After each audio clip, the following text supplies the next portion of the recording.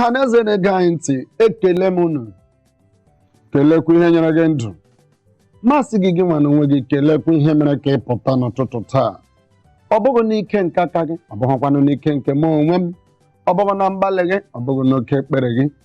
Kama ihe ndị a niile si na amara. Nke bụ eziokwu bụ na anyị abịala ọzọ.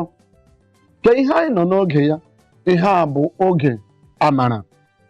Oge amara, matakwa na ọka bụkwa n'isi mbido telivishọn bụ ebe anyị si wetara ụnụ ya bụ gịnị?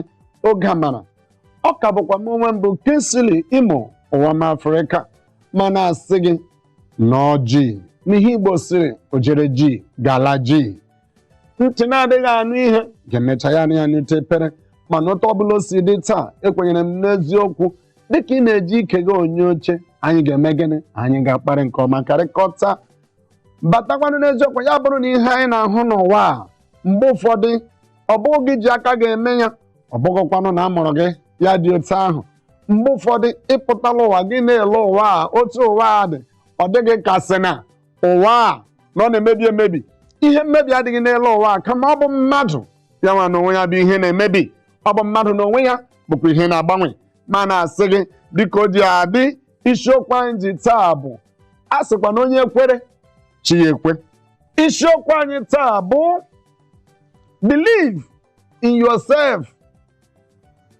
Kwere n'onwe gị, kwenyere n'onwe gị. Gịnị bụkwa na kwenyere n'onwe gị? Ihe ị pụrụ ike imeli.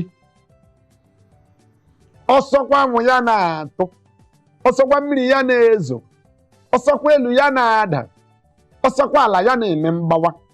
Ihe ị nwere ike imeli. Kwenyere n'onwe gị, kwenye n'eziokwu. Mgbe a sịrị gị kwenyere n'onwe gị bụ na kwere na o nwere ihe ị ga-emeli, kwere na o nwere onye ịbụ, kwere na o nwere ebe isi abịa. Kwere na nke bụ eziokwu bụ na ma ọ bụghị gị, ọ dịghị mmadụ ọzọ. Nke bụ eziokwu bụ na dịka anyị na-ahịa ekwulu ugbu a, ị chọrọ gị soro anyị gaa na soshal midia anyị, o meghị ihe ozuzo www.isimbido.tv.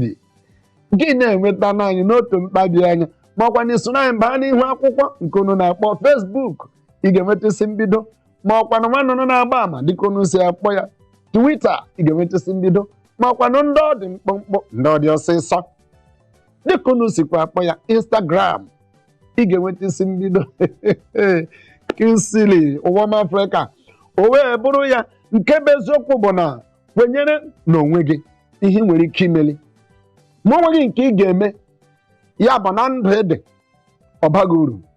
Ihe m ji asị gị kwenyere n'onwe gị bụ dịka m gwara gị, isiokwu anyị a, ọ bụrụ na ị ga-enwe ike nọrọ ọdụ gị tụlee ya, gị mara na ọ dị omimi. Ọ bụdị gị ha anyị nwere ike imecha gịnị ikwucha taa. Nke a ka bụ gịnị aba nke mbụ ya. Ka m jụọ dị gị ajụjụ. Mmadụ ikwere n'onwe ya dịka m jụrụ gị kọwara gị ya, ịma ihe ọ bụ. Ka m kọwakwara gị ya ọzọ. Kwenye na o nwere onye ịbụ. Kwenye na o nwere ihe ị ga-emeli. Kwenye na ịbụ ọpụrụ iche n'etiti ndị ọzọ. Kwenye ma ị nọghị ya na ihe dị isi agaghị adị. Mgbe ahụ ị na-ekwenye na o nwere onye ịbụ, na o nwere ihe ị ga-emeli. Mmadụ ikwenye na onwe ya, lekwa ihe ị chọrọ na ndụ a. Ọ bụrụ ndị iti ha sị, take responsibility for your life. Ṅaa m ntị. Take responsibility for your life. Atala onye ọbụla ụta na ndụ, ọ bụ gị ma na onwe gị ga-eburu mkpa gị. Gị ma ga-eburu mkpa gị. Mmadụ agaghị eme gị agala n'ihu. Mmadụ agaghị eme gị amala ihe. Mmadụ agaghị eme gị apụtakwala na ndụ n'elu ụwa. Ihe ndị ahụ niile dị n'aka gị. Ọ bụrụ na ị ga-enwe ike kwenye, nyetụ onwe gị obere ohere dịka anyị na gị ime gịnị ịgbara ya bụ egwu. Ọ bụrụ na anyị laghachita mgbe ahụ, mebunye gị uche ihe ga-eme gị mee gịnị, gị take responsibility for your life. Gwa ka anyị ga na-agbara ya bụ egwu.